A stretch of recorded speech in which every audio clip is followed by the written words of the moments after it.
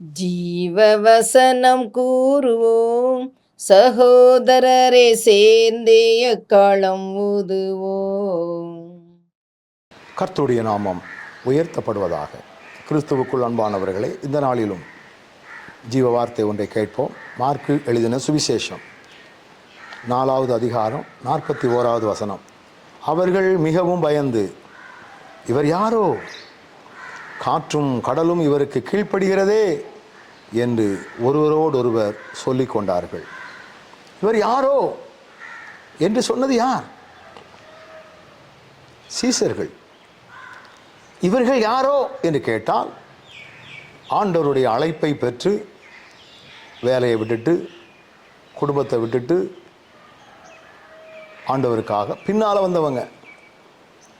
அப்போ ஆண்டவருடைய அழைப்பின் பெயரில் அவர்களுக்கு ஆண்டவருக்கு பின்னால் வந்தாலும் ஆண்டவருடைய மகத்துவம் என்ன, அவருடைய வாயின் வல்லமை என்ன, இயற்கைகளை எல்லாம் அவருடைய கட்டுப்பாட்டுக்குள் வைத்திருக்கிறாரே என்கிற அறிவே இல்லாமல், தாம் யாரை பின்பற்றுகிறோம் என்கிற உணர்வு இல்லாமல், இவர் யாரோ,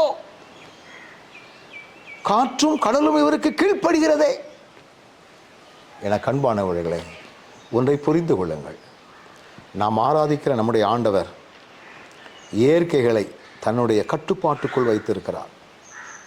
அவர் சொல்ல ஆகும், கட்டளையிட நிற்கும். எதுவாக இருந்தாலும் ஆண்டவர் அவருடைய கண்ட்ரோலில் வைத்து செயல்படுத்த முடியும்.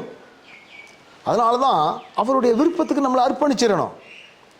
உங்களை எப்படி ஆசீர்வதிக்கணும், எப்படி உயர்த்தணும், எப்படி மேன்மைப்படுத்தணும், எப்படி வழிநடத்தணும் எல்லாம் அவருக்கு தெரியும். நாம் என்ன செய்கிறோம்? அது அவருக்கு தெரியாத பொழுது, எனக்கு இருக்கிற வேதனை அவருக்கு தெரியாத பொழுது அப்படின்னு தான் அவருக்கு ஆலோசனை சொல்கிற மக்களாக நம்ம இருக்கிறோம். அப்படி இல்லை. இவர் யாரோ, கூட இருந்த ஆண்டவருடைய அழைப்புக்கு கீழ்ப்படிந்து வந்த சீசர்கள் கூட அவர் யாரோ என்று கேட்டார்களே. இன்னைக்கு இதே நிலைதான் கிறிஸ்தவ வட்டாரத்திலே. அவர் யார்? மற்ற தெய்வங்களுக்கும் நம்முடைய மெய் தேவனுக்கும் உள்ள வித்தியாசம் தெரியாதவர்களாய் வாழ்ந்து கொண்டிருக்கிற மக்கள் ஏராளமான பேர் இருக்கிறார்கள். இவர் யார்? இவர்தான் கர்த்தர்.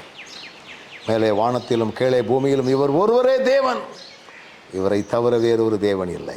நல்ல ஆண்டவரே, நீர் யார் என்பதை புரிந்து வாழுகின்ற பலன் தந்து எங்களை வழி நடத்தும். இயேசுவின் நாமத்தில் பிதாவே, ஆமென்.